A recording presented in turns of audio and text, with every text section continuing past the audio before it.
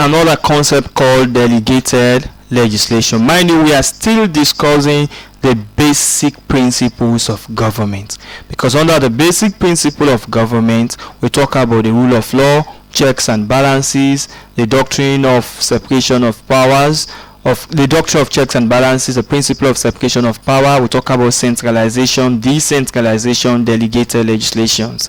These are the topics that falls within the basic principle of government. Please, if you're new to this channel and you've not yet subscribed, please click on the subscribe button so that you have more of these tutorials as we upload them. Okay, thank you. You've done well. So let's look at delegated legislation. Now, delegated legislation may be defined as laws, rules and regulations made by other bodies or persons other than the legislator, but the sanctions by the legislator. The complicated nature and growth of government activities have made it difficult for the legislator to oversee and make all laws in the country, which is its primary functions. So to facilitate this lawmaking process, the legislator delegates part of its lawmaking functions to individuals, groups of individuals, ministers, corporations, or local government, etc. The laws, rules, and regulations made by these extra parliamentary bodies are what we know as delegated legislations. We know it is a primary functions of parliament to make laws. It is a primary responsibility of parliament making laws. But in as much as parliament has so many work to do and there is so many complications of modern governance, parliament alone cannot perform all of these functions. So what a parliament does, it delegates some of its responsibility to regional bodies, to public corporations, to ministries, to local council. So when those corporations, ministries and local council or local governments now decided to take up the responsibility of making laws, we refer to that as delegated legislation, because we know they are sanctioned by the legislator and it's supposed to be done by parliament.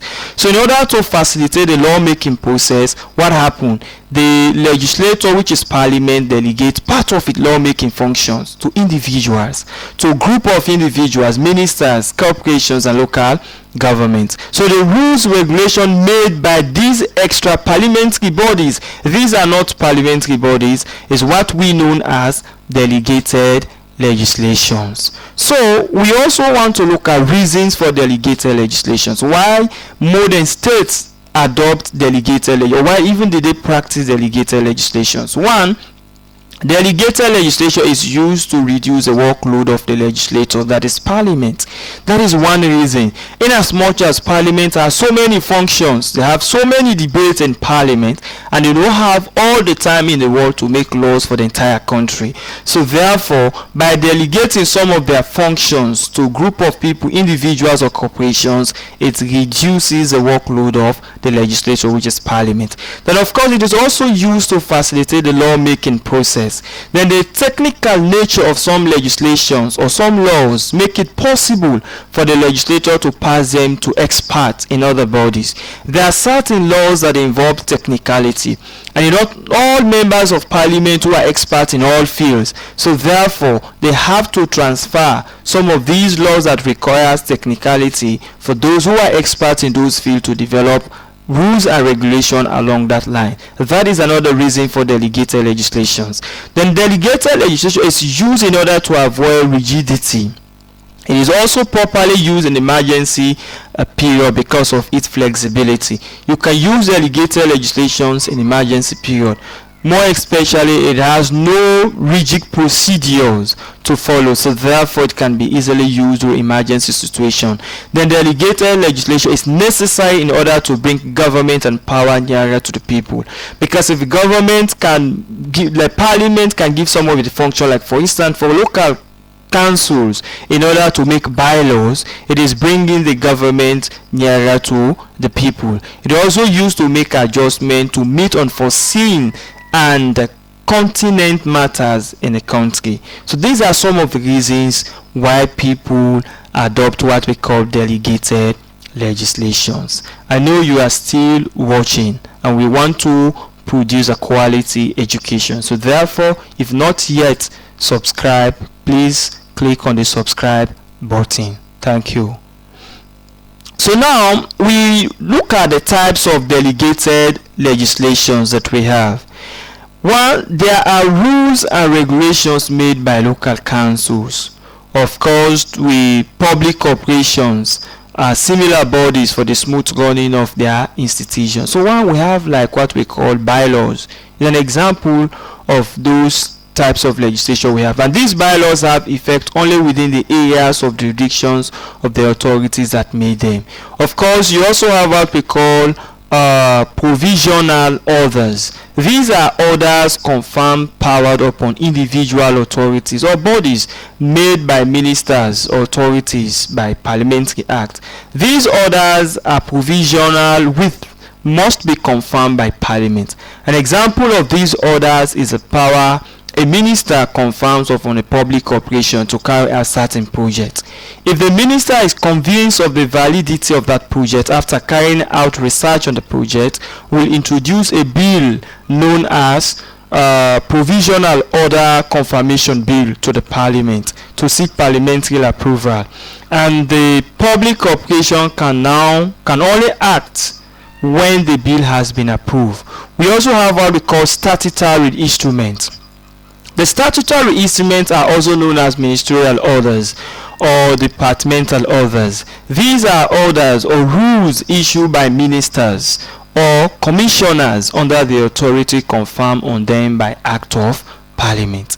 So the orders, the instructions, rules and regulations made by ministers of public corporations, we can also refer to them as statutory orders, as some call them ministerial orders or departmental orders, and these are orders being issued to them because they are being confirmed by an act of parliament. You have what we call special procedure orders. The special procedure orders, this talks about orders.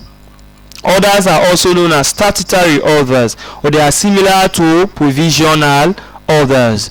Like provisional orders, they are confirmed special powers upon local authorities or bodies made by ministers as authorized by parliamentary act. Unlike provisional orders, special procedure orders are made strictly limited scope and do not require confirmation bill. That is also another forms of delegated legislations. So therefore, these are the various types of or forms of delegated legislations we have. So let's look at the argument against the demerits or disadvantages of delegated legislations. One, it reduces the supremacy of parliament. Delegated legislation act as usurpations of the function of the legislature by the executive, thereby reducing the supremacy of the parliament in lawmaking process. We know it is parliament that is charged with the responsibility to make laws, but what happens with delegated legislations? It has a tendency to undermine the supremacy of parliament of making laws, because public corporations and ministers, local government can now make laws. So it means it reduces the supremacy of parliament. Then another disadvantage is that it is prone to abuse. The department, organization, individuals, etc. are delegated powers by parliament to make laws, can easily abuse short privileges, especially if short powers are loosely defined by the Parent Act. In other words, there are no limitations with regards to what they should do and not. So there is a tendency that it can be abused by this group of individuals, department, or organizations. Then of course it's against separation of powers. Delegated legislation runs contrary to Baron de Montesquieu principle of separation of power, because it is tantamount to sharing of legislative functions with the executive arms of government.